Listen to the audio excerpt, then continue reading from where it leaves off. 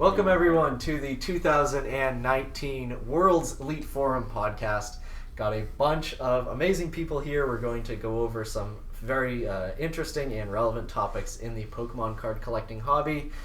Some fun ones, some information that you guys might not know, and hopefully we'll provide some solid entertainment for you guys for the next probably 45 minutes to an hour. So first we're just going to go around, introduce ourselves, and say what we collect. So I'm FourthStarTCG, and I collect PSA 10 Japanese and English EX series, and some modern cards as well, full arts and stuff. Hey guys, it's Silver Snorlax. I collect first edition base set. That's something I've been pursuing for a couple of years.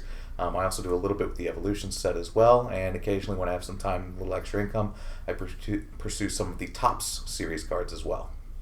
I'm DJGigabyte. I mainly collect the English TCG, but just pick up whatever takes my fancy on any given day. I'm PokemonTrader. I collect niche cards like Chinese Legend Maker versus Series 2001. As well, I like Pokemon Center exclusive merchandise. Hello, I am PkmnFlyingMaster, or PFM. I collect PSA 9 WotC Hollows and other things that strike my fancy. Hey, I'm Reina Sierpe. I mainly collect Japanese promos and sets and Pokemon Center sealed product. Alright, so there's all of our podcast participants. Might have a couple people in the background chiming in if they so fancy. So the first topic, this has been something that's been discussed a lot on the forum lately and has many people sort of up in arms one way or the other. And that's PSA and should they use machines to grade cards. So just a very basic overview. There's been a lot of delays at PSA. People have been seeing cards coming back with damage that they believe was caused at PSA, and then just your standard people believing their PSA 8 card should be a PSA 10. People finding issues with their PSA 10 cards. And then with the rise of machine learning and PSA starting to image every single, I think it's cards submitted at express service level or higher.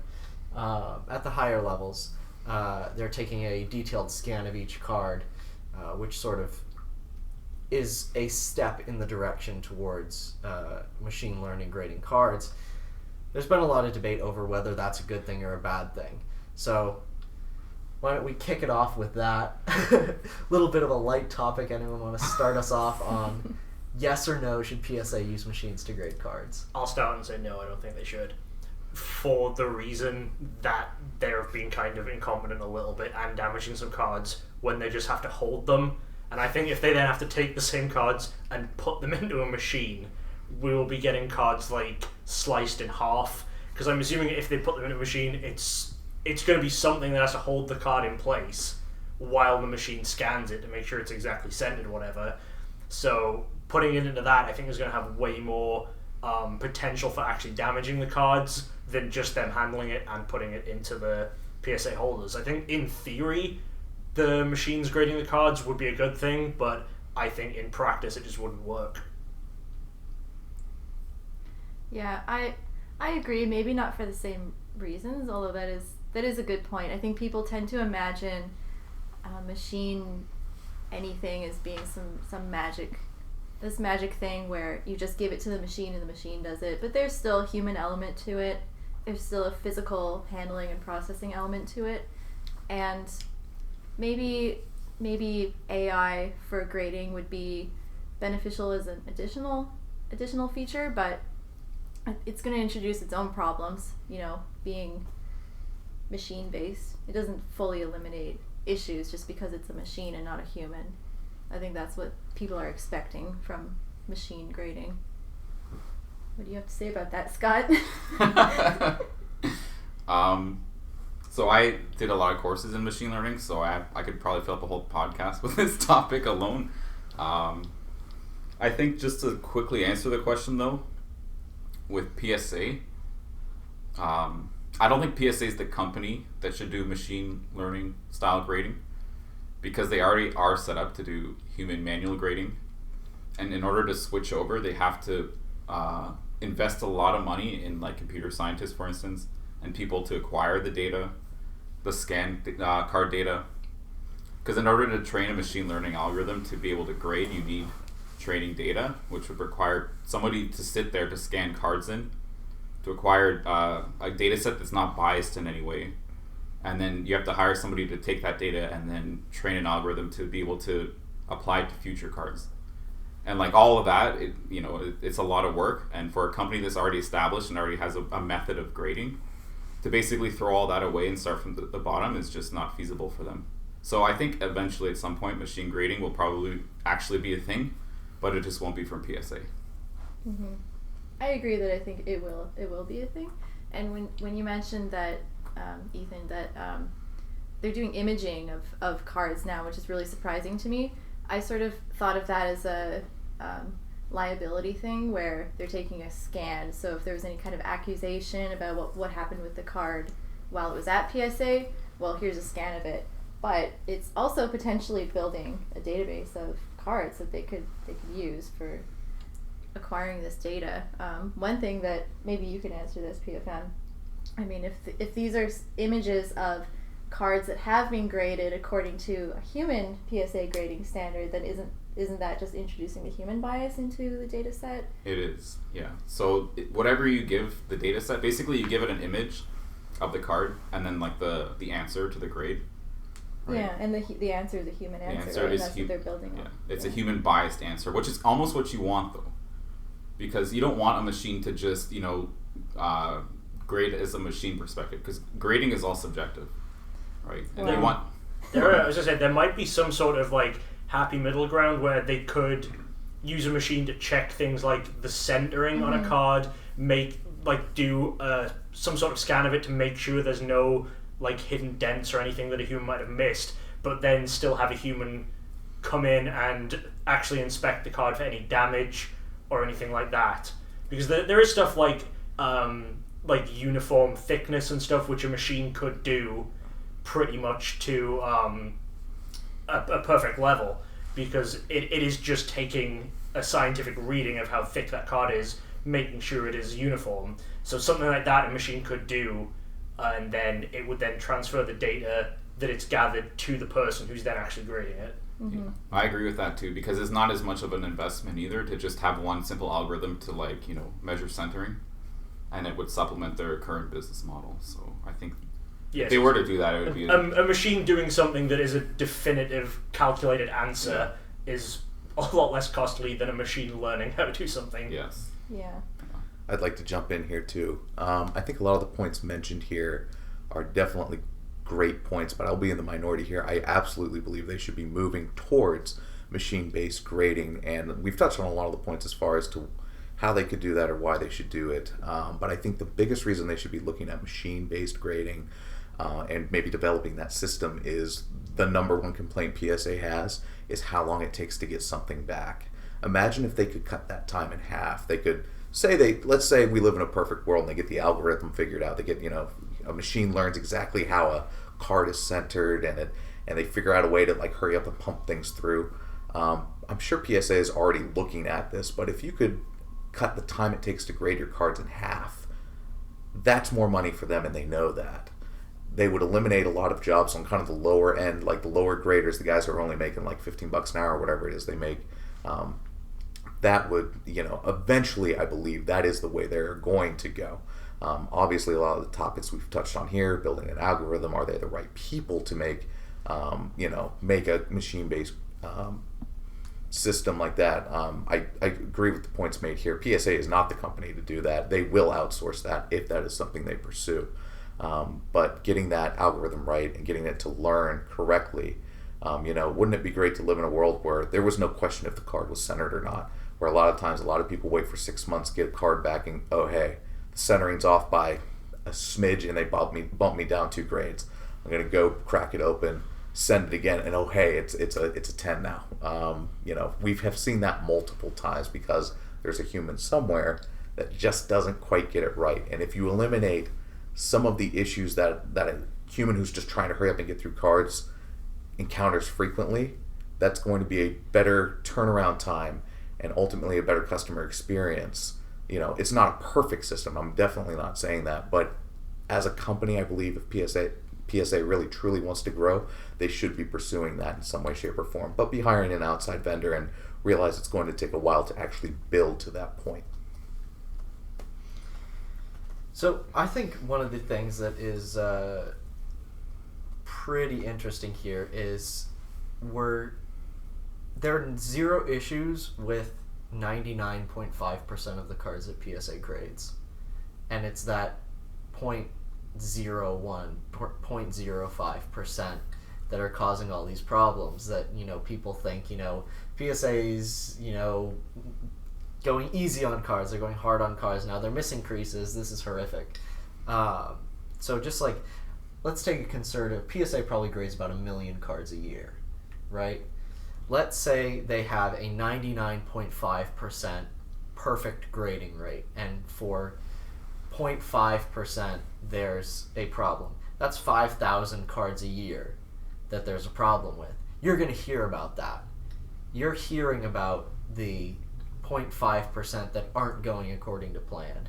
You're not hearing about the 99.5% of cards that people get back and they look at them and say, yeah, that's a perfect grade. You know, that's, you know, this card's a 9. Yep, this card's a 10. Yep. You know, you aren't hearing about that. You're hearing about the ones that aren't conforming to what people think they should be.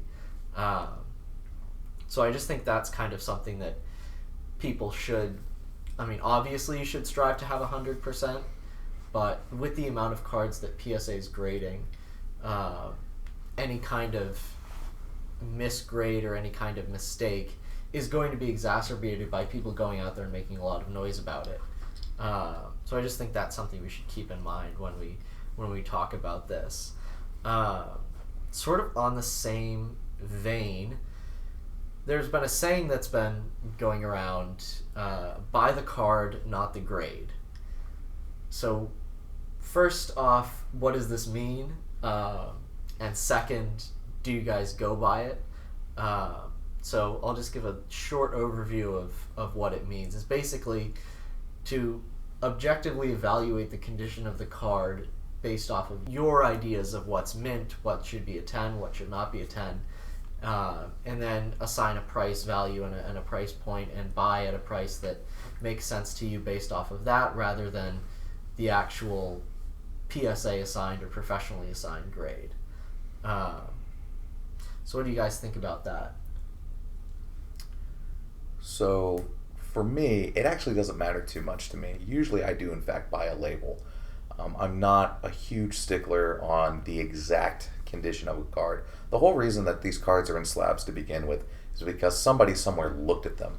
And yes, there is some subjectivity to that. We've discussed that. We know it can be an issue. You know, even if it's only 0.5% an issue, we still do this. And it's still checked by people who are very hardcore collectors.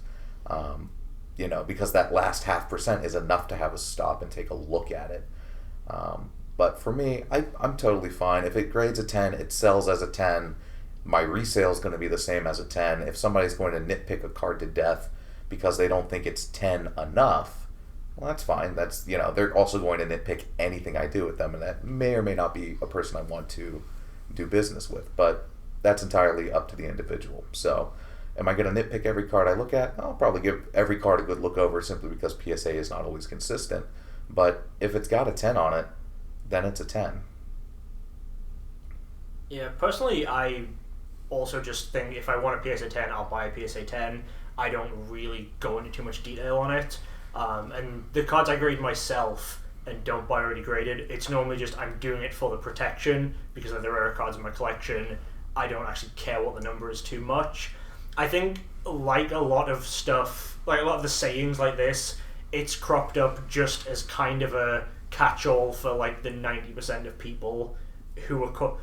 I think it's one of those things where, what's the saying, like 10% of people cause 90% of the problems or whatever. And you're going to get those people, like you said, that they're going to look at a card and be like, oh, you said this is PSA 10, but there's this tiny thing on it. And it's like, yeah, PSA 10, there is still some leeway for stuff. And I think the saying is just cropped up just as a kind of way to try and put that stuff to bed. And sayings like that, there's that, and then there's what's the other one, the older the minter the better, or the older the rarer the better, or whatever it is. They're not statements you should be taking 100% of the time. You shouldn't be focusing your entire collection on this statement. They're just kind of catch-all statements to try and solve a lot of problems and to try and calm a lot of people down. So there is definitely truth in it. You should definitely look at the cards you're buying. You should make sure that it is a card you're going to want. I know we were talking earlier, and I used the example of sometimes there's going to be a PSA 9, which has a tiny amount of damage on the front, but then there could be a PSA 8, which has damage on the back. And so in theory, the PSA 9 should sell for more because it's a 9. But if you personally would prefer the card that is mint on the front and damaged on the back, then look at the cards and go for the 8. Just, it is a good thing to do, but you shouldn't be super hyper-focused on it, I don't think. Yeah, it should really come down to whether you want this card in your collection or not after you've seen it. You know, I think people don't realize that we're dealing with physical matter, and so perfect doesn't actually exist for cards. And even PSA recognizes that too. There can be there has to be some leeway in terms of what a 10 is, because it can't be physically perfect, you know? So you really do have to just look at the card and decide whether you want this in your collection, you know? It's even outlined on PSA's website that 10s are allowed to have one minor flaw. Like, that's acceptable, and it still can come up as gem mint.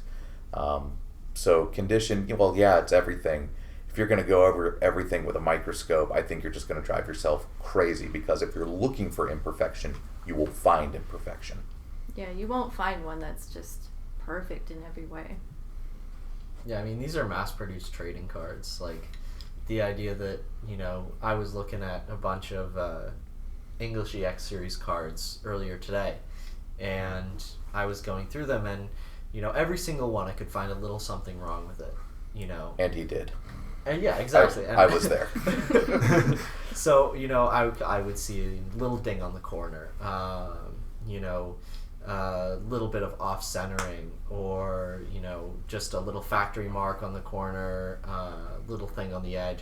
Just there's always something, you know. And I would look at these cards and I would say, okay, if this came back a 9, I could point at that and I could say that's why it came back a 9. But if it came back a 10, I'd look at it and I'd say this is a very mint condition, pack fresh, if not a very strong example of a pack fresh card. But it's one of those things where if you do, as you know, Silver Snorlax was saying, if you do go in looking for all of those imperfections, especially on cards that are already graded, that's, you know, you're gonna find issue. Yeah, and you're gonna sort of get yourself down a rabbit hole where nothing's ever good enough. Right. You won't enjoy collecting at that point. Right. There's a fleck on this one. Well, okay, the fleck's allowed. Yeah, but it's a fleck. Okay. What do you want? Like, what I do is I go over my cards quite a bit before I send them into PSA.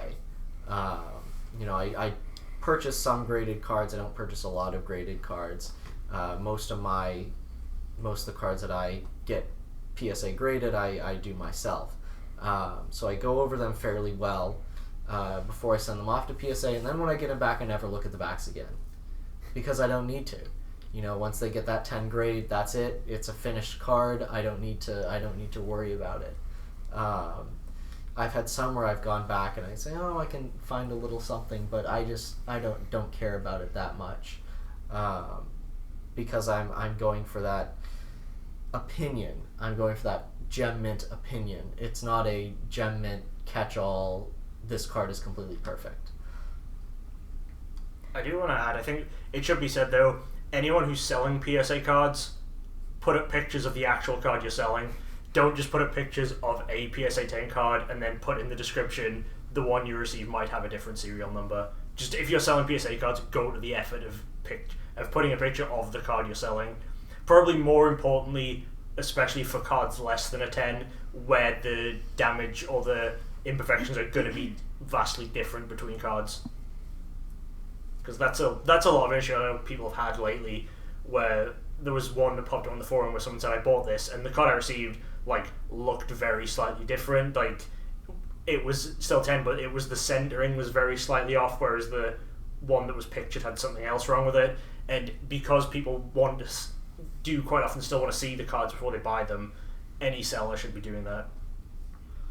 Yeah, definitely. One thing I just thought of is, I think if we introduce machine grading into the equation, people are going to have this complaint a lot more, right? It's going to be like, well, this was machine graded and we know exactly what the measurements, we know what the dimensions of this card are, we had a machine look at it and I can see this fleck, and why is it a 10? Yeah. You know? But you are less incentivized to complain if you know your card was graded by a vengeful Terminator. Maybe. You might be right. You might be right. That would be an interesting psychological experiment. Yeah, if PSA threatened to send the machine out to kill you if you complain. That's true. That would work for PSA. They would do that.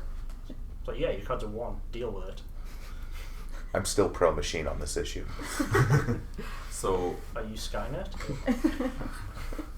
when people say buy the card, not the grade, my interpretation is that when you send a card to PSA, it's just an opinion, right? It's like their subjective opinion of the condition of the card. And you might have a subjective opinion that differs from theirs, right? So... No, not allowed. No, not allowed. If they're a machine, you're not allowed. It is a subjective opinion, but with a set of standards that is kind of loosely based, and it's all outlined on their site. I mean, you can pull it up as to what exactly centering is allowed and what isn't, and that's when we really start to nitpick, is when we go, okay, this interpretation, is it the interpretation that I believe it is an interpretation that is nothing more than a grader's opinion, or is an interpretation that is outlined black and white, centering cannot be more than a 45-55 split, or whatever the case may be. That's where we kind of get into trouble. What is subjective and what is truly black and white? I mean, if you're looking at subjectivity and stuff, look at when you're grading like glossy promos or something like that, or something with a lot of edge wear. Like, you know, we're only talking about 10s and 9s here, but what if you're talking about 6s and 5s for some of those things? You send them in and you say, oh, it looks perfect, and it comes back and there's one little dent you didn't notice, and it goes right from a 9 down to a 6, and you're going, why? You know, and you didn't see it when you sent it in. I mean, for rare stuff, I mean, I personally would rather just send the card in and get it encapsulated as opposed to going for a grade. Well, I think if you're on the subject of subjective opinions, if you think that your subjective opinion is better than PSA's, don't send it in, because you're paying for their expert opinion on it. So if you think you know more than the experts, just save yourself the hassle and just don't send it. But what if you like the case? Unfortunately, we run into this a lot. You go to with GMA. Yeah, just You're grading yourself. Just get it. Well, there's authentic Yeah. status. I just put it in a top loader and then melt the top closed with a lighter. I have a Put it question. in a mold to make Terminators. So Perfect. the Machine grading. The Typhlosion number 17, is that the right number? Yeah. The Neo Genesis first one. edition. The first edition specifically. Yeah. So the first edition PSA 10 Typhlosion. Would you say that buying the card versus buying the grade is an important aspect in this situation? Can we I don't give know. some I'm context never for going that? to afford a PSA 10. Right. So Yeah, the yeah, nine so the 9 context goes on for about like $200, and the 10 goes for about, I don't know what. Scott offered 10 grand. He offered 10,000. And Sure. if Scott's offering 10 grand on it, it probably means he Right. thinks it's worth more than that. So my question is, if the card in the case looks like a 9, but it says it's a 10, would it still be worth 10 grand? I'm going to jump in here and say yes, because what people are buying at that point, the reason why it's $10,000 is because people need it for their first edition Neo Genesis complete set. Yeah. But it's a fake quotation 10. Well, that's the thing, because people aren't buying it because they want a complete mint condition set of Neo Genesis. Because you can get that for, probably you spend a couple $1,000s and you've got a very nice... You can get it for less than the cost of the Typhlosion in it. Yeah, exactly. So you can get a very nice thing that you're completely happy with the condition on. But people want that PSA 10 label. So you go out there and... I think that's one of the biggest examples of people paying for the label. Because... I would say, I think there was one that was recently graded, and I know I was Colors on the Forum, I think, or someone who was talking about it, and they were basically saying that everyone's now inquiring about 9s, and can you send me pictures of all your 9s, because they want to crack the 9s and resubmit them to PSA in hopes of getting that 10.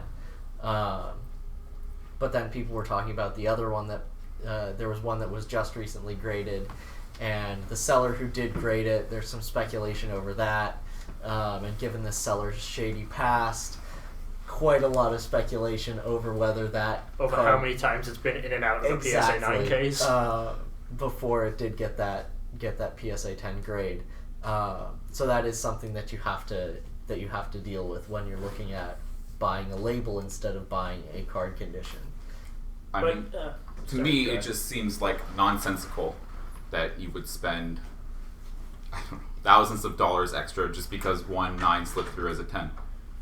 Like, it just, I don't know. This is why I collect PSA 9s mainly, because a lot of the times you're getting the equivalent card just in a different case with a different label, right? So, if you think about it, if there is always going to be someone who would pay that huge premium for the 10, so even if you bought it for your collection, it doesn't mean if you need to resell it, no one else is going to do that. Right. There's always going to be someone who wants to finish that Neo Genesis set. So, I mean, I'm obviously, like I said, I'm not going to be able to afford it, but someone could safely do it knowing that it's not going to immediately plummet in value, because it's not like a ton more are going to be graded. Right. Well, it's interesting though, because now that people are inquiring about 9s, I mean, how many 9s out there are potential 10 regrades? Not many. I mean, now that you never know though. I mean, unless you've seen them all, I don't know how many. I mean, Colors said that he actually took his off eBay as soon as he said, well, like once the discussions really started, he just said he took his 9s off eBay because so many people were asking for loads more photos and stuff. Yeah, but I mean, a lot of people. Again, I don't know what the pop is on the 9s. It's quite high. Okay, like, so then there's a considering. lot of potential for regrades then. So Yeah. I think that's when you have something that's in demand and you have something that could be cracked and regraded just because only one. Is it only one Typhlosion? Is that what's the pop No, on the it's 10? like Seven. Seven, Six or okay. seven. I mean, now you have all these potential 10s out there because you have all these 9s. I mean, very many 9s are potential 10s actually, which is why people collect 9s, right? Because there's usually a very fine line between a 9 and a 10. I think on the Typhlosion specifically, this doesn't cross over to many other cards, but I think the Typhlosion specifically, a lot of the issues with it were like noticeable factory errors rather than just the cards coming out. Yeah, rather than just the cards coming out of the pack damaged like they were with other regular holos. So I don't know if that means that, this specific card has much less of a chance for a 9 to go up because it's gonna be something super noticeable, because it's a factory defect basically. So that might be on the Typhlosion specifically be one reason why the 10 is actually worth a lot more. But like I said, that's not going to translate over to other cards more. Like the first edition base Charizard being 10 times more at a 10 than a 9. Okay, I think we beat that one. Yeah. What was that topic again? That topic was buy the card, not the grade. Oh, But yeah. I think that was a very interesting sort of segue to go off of for people basically buying a PSA label, because that's what it is. When you've got such a fine line between a 9 and a 10, and you're paying over $9,000 more for that very fine difference between that 9 and that 10. So we've been doing a lot of discussion about PSA graded cards. I think maybe it would be nice to get off of that for a little bit, and talk about this question I want to put to everyone here. What's the most fun thing to do in the Pokemon collecting hobby? So I think this might be an answer that is going to come up several times around our little semicircle here. I think the most fun thing that you can do in the collecting hobby is go out in person and meet with other collectors. The most fun that I've had is at in-person events. The World Championships the past couple of years that I've been able to attend have been amazing. The collectors event in Hartford, Connecticut was fantastic as well. just having the opportunity to meet up with fellow collectors, to do in-person trades, to examine card condition in person. You know, when you're buying off of eBay, you basically only have a couple pictures to judge card condition. When you're in person, you can like give a card a full once over and, you know, decide if you want to purchase it or not. Really just, there's so much about getting together with other collectors, sharing your passion for card collecting, you know, just even shooting the breeze with them over dinner, is something that my most enjoyable times in Pokemon have been events where a bunch of collectors come together and we all hang out for several days. So that's what I think. I'm sure some other people might have some different opinions, but You took the easy one. I did take the easy one. I said getting together with all of you guys is the most fun. It was the friends we made along the way. I like making checklists and then checking off things on the checklist. That's wonderful. Progress is always. That's wonderful. For our new house, I've bought 3 whiteboards specifically for that. Yeah. I feel like you need a little bit of that in you when you are collecting. When you're doing organized collecting, at least. Yeah, Yes. otherwise you just don't feel like you're making progress. Because Yeah. it's like, oh, there are 10 million cards that I don't own. Yeah. Being a completionist is definitely a big one. I know one of the mistakes I made early into my collecting career was buying anything I thought I just liked. So I have cards from Fossil, I have cards from Rocket, I have cards from First Edition Base, I have some Neo cards thrown in there, I have a ton of Modern, a lot from the Black and White era because that's what I was collecting in, and it's not as fun. So laser focus, definitely a big deal. Make yourself a checklist, aim for completion, give yourself a goal that is obtainable. I will add that part as well. Give yourself a goal that is obtainable, and you'll definitely have more fun. But to kind of build off of what 4-Star was saying, yeah, friends along the way, definitely a big thing too. Going to in-person events is a lot of fun, and I'm sure we'll talk a little bit more about our convention here too, but just even going to these conventions is like a really big deal. I personally plan vacation time for this event every single year. At least the past 2 years I've done so. So it's definitely worth my time, my investment, and I have fun from start to finish. And you know, I finish every night just exhausted, but I wake up every morning like just super refreshed and pumped to go. And that's not a feeling I get from like, you know, my job or anything like that. That it's not a grind. Here this is fun. I felt that way until I tried to organize people at this event. Herding cats. Yeah. Herding the cats. Yes. It is a very sort of go with the flow thing. I mean, thankfully we have a Discord channel where we can organize a little bit. Alright, so I was going to add a bit to the thing about when Snorlax said he's been planning vacation time for the last 2 years to come to this. I've done the same thing for the last 10 years.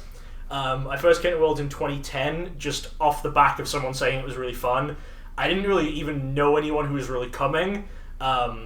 It was the weirdest way I actually came. I posted on the Pokemon Collectors Live Journal community simply saying, does anyone from England want to come to Hawaii with me for a week? And a 16-year-old girl replied saying, my mother says if you meet her first I can go. I was like, alright. So I spent a day, I had to get a bus from Newcastle to London, meet this girl's mother, and then get a bus immediately back for a moment to go like, okay, yeah, you seem fine. And then we went to Worlds with like me barely knowing her and basically knowing no one, and had just the best time for a week out in Hawaii, just meeting other players, chatting to some of the players who did some collecting as well, and then just every year since then I was like, okay, I'm never missing this event. Wait, are you still in touch with her? And now she's No. your wife. No, I met her at a different Worlds. Oh, okay. Yeah. She came up to me and was like, hey, I recognize your DJGigabyte hat. And I was like, oh, cool. We've chatted online a bit, and now we're married. That's how it works, kids. That's love right there. But I will say, one of the great things going to these events does is it gets you out of the rut of just being on your own collecting. Because when I started collecting, I lived just with my family, so I had and I was just going to work, coming home, getting on forums, doing stuff. I was having like no real life interaction with people outside of my family. Obviously, it's different now. You know, I'm with my wife and stuff, who I did meet through Pokemon, but Worlds every year, it gave me just a chance to go and actually interact and have experiences with people. And back then, I was still, everything I was thinking of doing, it was looking like, oh, I could go to this concert, or I could buy this card, and the card would always win. But with Worlds, it was a big thing of like, okay, this has cost me a fortune, and I could like buy a trophy. Like, I could have bought a trophy card with the price it cost me to go to Hawaii for a week.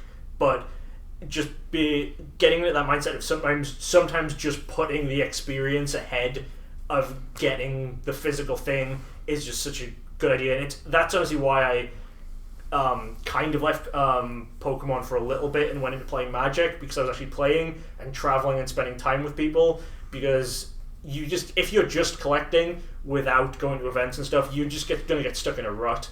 And these events, as well as just being a fantastic time, will get you out of that. So when I was younger, I think the most fun thing for Pokemon for me was looking at all the different artwork and, you know, trying to collect. At the time, I really enjoyed Ken Sugimori and Keijimaru Himeno. But then as time goes on, you know, with most collectors, you kind of start with your I don't know what's going on phase, and then you kind of get more invested in the hobby. To mirror what Reina said, information collection for me is really key to my enjoyment in the hobby. But to come with that, you know, you can't be the expert in everything, you know. So for me, I like some niche things like Chinese Legend Maker or Japanese versus series, which is all fine and dandy, but part of the information gathering comes with meeting other people. And to echo what DJGigabyte said, when you meet people in person, you know, there's that bond that's formed, and they'll help you out along the way. And so for me, having those friends, not necessarily just for business, but also for, you know, fun, you know, we go out for dinner, we go, you know, see movies or whatever, you know, do different things. You know, plenty of times I've been to Toronto and I've met up with PFM and Reina.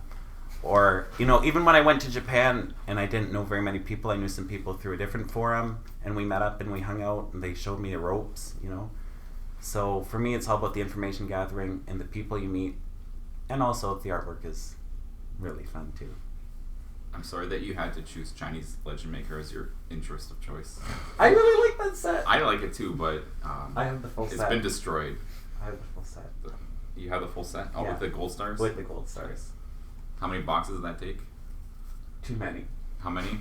Like under or over When did 10? you buy those boxes? That's the real question. Yeah. When they were... When people thought they were rare. No, I got them after they were cheap, affordable. I think $100 a box. Okay, that's or not something. bad. Yeah. That's not bad. Yeah, for people that don't know, there's basically a warehouse of like 7 trillion of them. So Yeah. in But China. I have the completed set, so I Go figure that it's this Chinese thing. They were really, really expensive for a while, and then they were really, really cheap because the market got flooded. Yeah. Basically, the distributor who had a pile of them was discovered by somebody, and they just all hit the market. So, And it's never really going to recover. it's sealed products, so you know people will open it over time. But Yeah, but I think that one, the interest I just don't think is there. I Yeah. opened 10 boxes and didn't Yeah. get a single gold star. I did get those Really? from someone else. they're hard to pull. Yeah. The EXs in the set are still pretty easy to pull, though, right? You get How many are there? 1 to 3 a box. How many are there? It's not too bad. 10 maybe? Yeah, 9 or 10. Yeah, I think Legend Maker is Mirage Forest, and there are 9 EXs in Yeah. Mirage Forest. So we talked a bit about, I think a couple people brought up meeting up with other collectors. Pokemon Worlds is sort of the big meetup for a lot of collectors and for a lot of people in the Pokemon hobby. I think we've been hyping it up a lot, and I think it's a great time for us. But I think we should talk about both the pros and the cons of going to Pokemon Worlds, what you should expect out of it, what you should not expect out of it, and sort of basically what Worlds is for people who aren't competitors or family members of competitors. Well, I'll say, you say pros and cons. I don't think there's out and out cons of going to Worlds. I think there are some bad things about Worlds, but I think if you're aware of them in advance and change your expectations, you're only going to have a good time. Like, you have to, if you want all of the exclusive stuff from the Pokemon Center, you're going to have to expect to stand in some lines for a bit. Like, if you want to be the first one in, you're going to be in a line for 2-3 hours on Friday. And, you know, if you're coming expecting just to be able to buy the rare cards, if you're coming in trying to use it just as, like, a networking, I want to buy all this stuff event, then, you know, it's not going to work out the way you want it to. But if you just think, okay, I'm going to come, I'm just going to meet some people, we're going to hang out, we're going to go for meals. If I buy stuff, great. If I don't, that's fine. I know what I need to expect out of it, then it's just always going to be a great experience. As long as you know what you're getting yourself into and aren't expecting too much out of it, or as long as you aren't expecting specific things that you aren't going to get, then it's just going to be great all around. I definitely agree with that. And I think the number one question that people ask on the forum when they're deliberating over whether to go as a collector is, are there any deals? Like, am I going to go and get some cards at a good price? And it's kind of the same thing that they expect when they come to the forum. And it's really doesn't make sense to think that there's going to be a place that you can go with experts in this hobby who are also there, and you're just going to make a bunch of deals and like save a lot of money. It's, you know, it's the same with trying to sell something or buy something on the forum. Everyone knows what they're talking about. You're not going to get some steal, you know. But at the same time, you never know what you're going to see there. I mean, there are people from all over the world, especially players from Japan tend to have a lot of interesting promos and trophies. You're bound to see some promo from some tournament in Japan that wasn't necessarily reported on, and you've never seen it before. And maybe there's 50 copies of it, maybe there's 1,000 copies of it, who knows? But it's something new, and you can come across those as well. But definitely managing your expectations and not thinking, I'm going to come in and somebody's going to have a trophy Pika in a binder and I'm going to negotiate it and get a great price. That doesn't really make sense. Yeah, a few years ago at Worlds, often you could get Japanese stuff at a really good price because the Japanese community back then, even just 5 years ago, was so closed off from the rest of the world buying and selling community that they would just have stuff marked down as like $2 that was a $100 card if you bought it on eBay, because the fact that they didn't know meant that they weren't selling it out of Japan, which made it super rare in the rest of the world, so you could get great deals. But now there's just so much more communication that all of the Japanese players who are coming to Worlds, they all communicate heavily with the American players. They know what their stuff's worth, so you're not going to get good deals. They're going to be selling stuff at eBay prices, that's been one of the big changes in the last few years. And that's kind of a change in the hobby too. It's not easy to just buy a binder off of somebody who's not really interested and just has a binder lying around, and to get a lot of great cards. I mean, everybody knows to check their binders to see if it's worth something now, you know? Yeah, Lad Bible has 10 clickbait articles a day on first edition Exactly. Charizard. I think another thing you have to remember with Worlds, like you guys said about finding deals, last year was my first Worlds experience, and you know, people always have deals lined up and they always go expecting to find things or trade for things with other people, you know, it depends who you know or whatever. But you have to realize too, like if you bring a suitcase full of cards, I mean, you're kind of stuck with your cards all weekend. And I mean, you can spend your whole time at Worlds with your binders open in some floor in the Marriott or whatever, but you don't get the most of your experience trying to find deals. You get your experience from the people you're with. I learned very quickly that there's no point in having a big backpack also full of cards when you don't have deals lined up, because people rifle through, they don't see anything that they need for whatever obscure set they're trying to complete, and then they move on. So you're going, why am I weighing myself down with this when you can set deals up ahead of time? For the handful of folks out there who are listening and are maybe not part of the collector world, a lot of times when we talk pros and cons of Worlds, usually when I hear negative feedback, it's usually something along the lines of, well, I went and there was nothing to do, or there was like nothing that like appealed to me necessarily. And I think the big thing about Worlds is that it's not necessarily structured say, like a theme park is, where you stand in line, you get on a ride, you have fun for 2 minutes, you get off, you get into another line, you do another ride. That's kind of not how Worlds is built. What it is, it's a free-flowing event, and a lot of the fun you will have will come from individuals that you meet, either playing, trading, just talking about a shared interest, whatever the case may be. That said, what there is to do at Worlds, they usually have something set up like free gameplay. They had several demos this year that I noticed that I thought was pretty cool.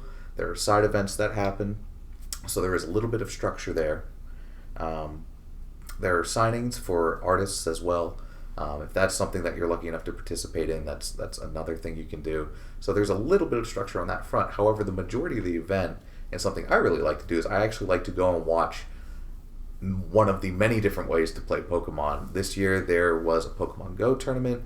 There's Pokken, there's the TCG, there's VGC, which I love. I could sit there and watch that all day. The best thing about Pokemon is there's more than one way to play it, so it appeals to a lot of people. So I kind of look at it as like a sampler dish at like a restaurant. You know, maybe you don't want to have just fish tacos. Maybe you want to have fish tacos, some chicken tenders, some egg rolls. So yeah, you can get it all in one place. And if you're going to have a negative reaction to that because there's no structure, then Worlds may not, in fact, be for you. Just go in with an open mind and come with the expectation to explore. You don't have to spend a weekend at Worlds. You can spend a day at Worlds, and that's sufficient for people too. So the pros and cons for Worlds. The pros are the people. It's free-flowing. It is stress-free, if nothing else. You don't have to be at a certain place at a certain time, with the exception of like closing events, if you want to even participate in that. But you know, as far as the cons go, I think we've outlined them pretty well here. You know, the nice thing about Worlds is that it's almost always held in a city that you want to visit.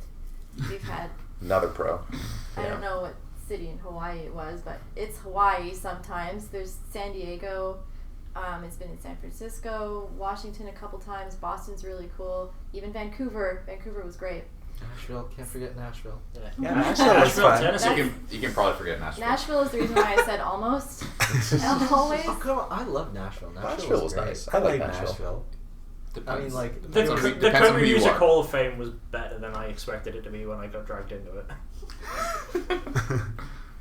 I mean, like, there's no Washington Monument and National Mall in Nashville, but there's like, if you like country music, if you like music in general, it's like a very fun, understated city, I think. If you like Bachelorette parties. If you like places with 3 floors and every floor is a different like concert, basically, then you like I Nashville. actually liked that. That was really Nashville. cool. Yeah. Also, Tay-Tay was playing across the street from She Worlds. was. Yeah.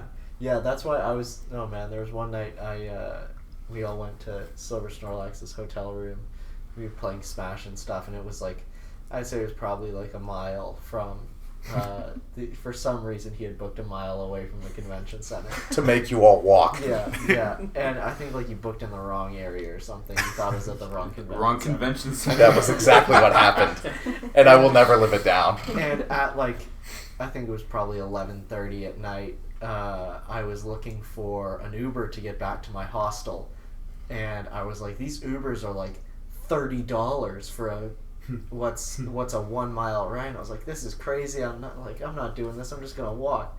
It was because the Taylor Swift concert was getting out at the exact same time, and I was walking past everyone like in my full Pokemon garb, and they're in their full Taylor Tay-Tay, Swift like- garb, yeah. No, with like the tour shirts and like the signs and everything. It's like, okay, you're big fans. Yeah. Okay. It was interesting rooming with those people in the hostel. But you guys are getting ready to go out for Tay-Tay, as you say. And I'm going to the Pokemon event. Don't come to Worlds if you expect to leave with a trophy card. Unless you bring a lot of Unless money. you have a briefcase of money. I will say this. If you want a trophy card, you have to come to Worlds. I don't agree with that at all. I You have to join Burbank if you want a trophy card. No, I don't think that's No, how it works. you I don't- don't think that's how it works anymore. You don't need to join Burbank. What's the way to get a trophy card? I Come think to you Worlds. have to be at Worlds with $20,000 in cash. That's the easy way. Yeah. I think that's the only way. Or I- you What is the hard way? is wait for Wait, someone to you have to post wait. it. Trying to contact all the winners Yeah. after Worlds. Oh, when they're yeah, not here. okay. Yeah, I can because see that. trophy cards, if people are actually looking to sell trophy cards, don't get posted on Burbank anymore. There is a private email to one of like 4 or 5 different high-profile collectors, and they all get first crack at it. Like it is just. I was talking about this with someone else today. The trophy cards just don't sell publicly anymore. No. Like nothing high-end really sells publicly anymore. Would you say it's still the case that it depends on who wins? Because Yes, historically the Japanese don't like to sell. Yeah, the Japanese players are a lot less likely to sell their card. So yeah, it does matter on who wins, and then there's also just if the person who wins is friends with people who are collectors or can get put. Because sometimes, like, if I'm going around trying to help someone get their cards, even if it's like a friend of a friend, it's so much easier for me to get in touch with them. Even if they don't speak English, if someone can translate, we can get to it a lot easier than if they're just someone who isn't really involved in the community at all. That's true. Yeah. Okay, let me rephrase. Most people that come to Worlds are not leaving with a trophy.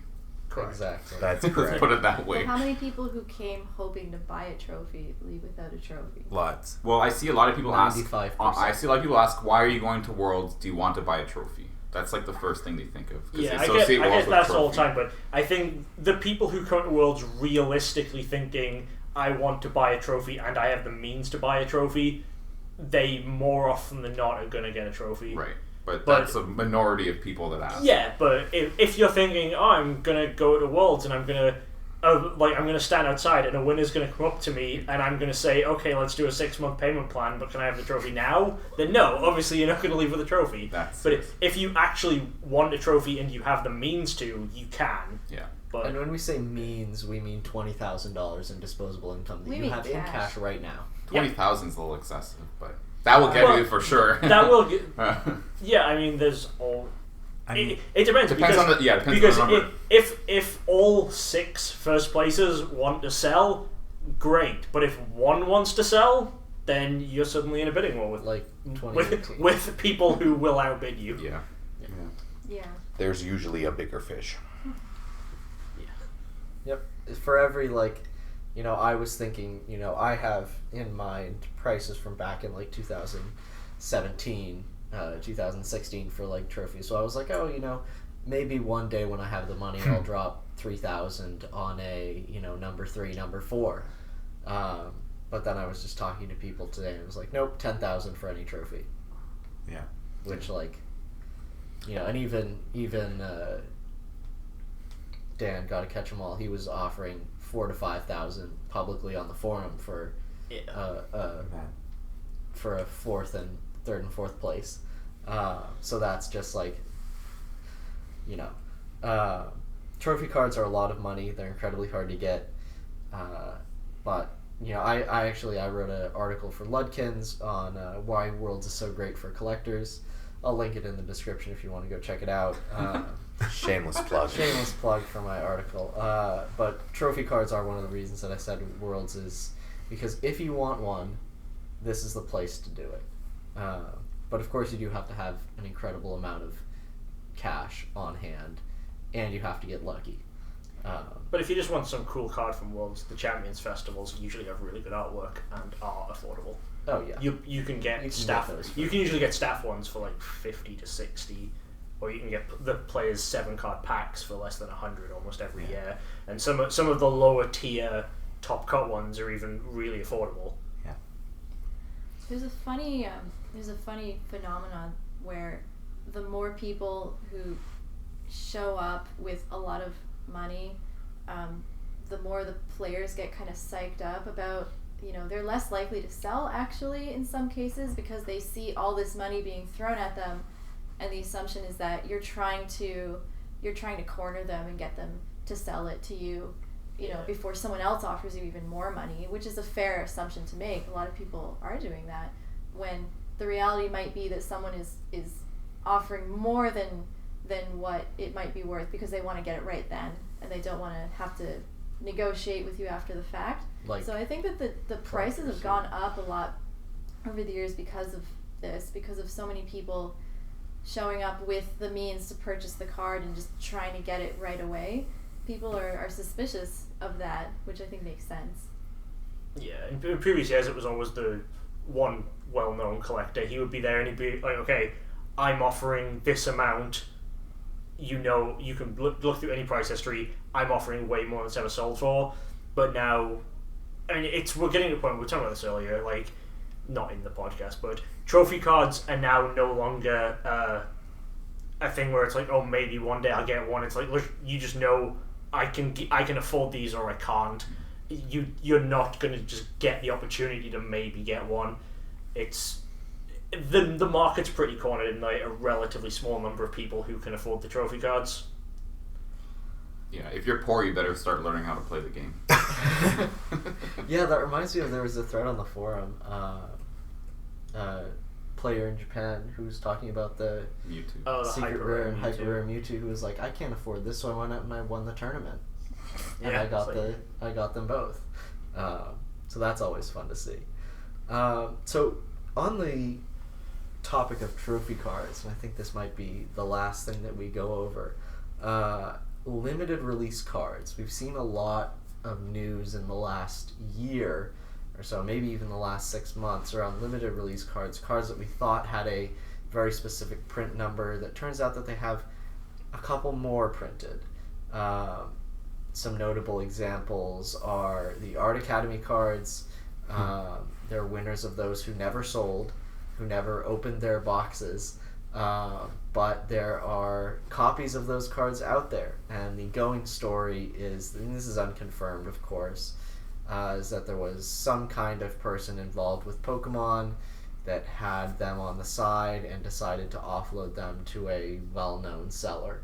It's pretty well confirmed. Yeah. Yeah. Okay. Collectors' cash aren't even pretending anymore. Collectors' cash have openly stated, we got these from an ex-employee. Yeah, so there you go. There's the story.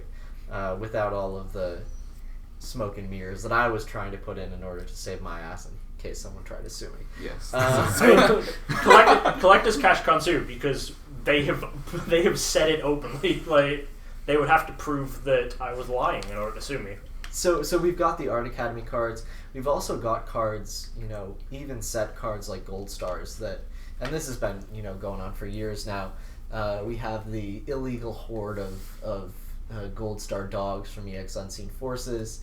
The person who has them is Card House EU. Never buy from them. They're an absolutely horrific seller. I thought we were worried about like lawsuits here. No, I don't care because this guy's an asshole. This is getting edited out most likely. They went via Troll and Toad at one point too, I think. Yeah. I think so he got them from Troll and Toad. Yeah, so I mean, like, if you see Card House EU selling a bunch of these Gold Star dogs, it's because they have them illegally, and they have binders of them, and it's just like they're very shadily obtained. But we thought Gold Stars are limited release cards. They're set cards, but they're very rare and stuff. No, they're mass printed. But then you get into the idea of, okay, if Art Academy cards say there are 100 printed and there are more, what other limited release cards could there be that have, we're just talking about... I'll go on record and say every single goddamn one of them. Yeah. Exactly. Every card you think is a limited print has more copies in TPCI.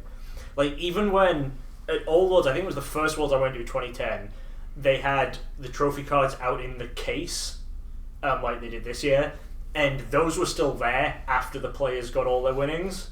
And so I said to Dave Schrimmer, obviously he's going to deny this, Dave won't go for anything if you ask him, but I said, so what happens to are those just extra copies? And he said, oh well, they go back to TPCI. He said they kept a physical archive, but he claimed that they hole punched the extra copies so that if the archive ever leaked, and one of the big things that was, I think, a lot easier for the people who may have had extra copies was the jump from only TCG getting them to VGC getting them. Because when it was only TCG, if it's 3 copies, you can kind of track where the 3 copies are and you know if there's an extra one. When it's 6, it's a lot harder to do. And yeah, any card TPCI has extra copies.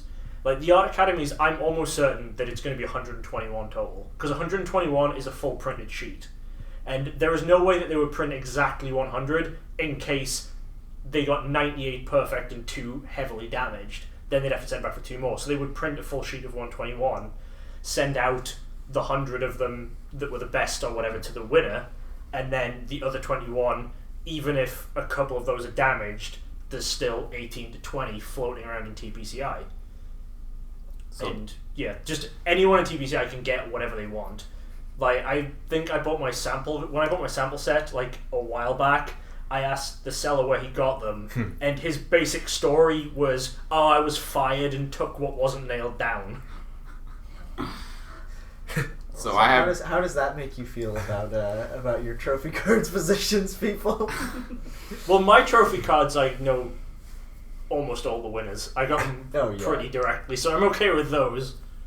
And all of the sample sets are illegal anyway, so I'm okay with that. But I do You're think okay with it. it's Well, I mean, important to it's like know, you can't get a non-illegal sample Right. set. It's just inherent in the card. Yeah. So I have a Kyogre downstairs, like 2 floors down, Art Academy. Should I bring it up? That's the hot one. Yeah. But yeah, That's the there's a one that- difference between yeah. the key thing is there's the number that's distributed and the number that's printed, and they're almost never going to be the same. Yeah. Right. This is just standard, like the printing industry. They print extra because they know, like you're mentioning, that some will be damaged. So Yeah, they have to hedge it with caution. Like, they can't risk having to send out for a second Right. print run of something like that.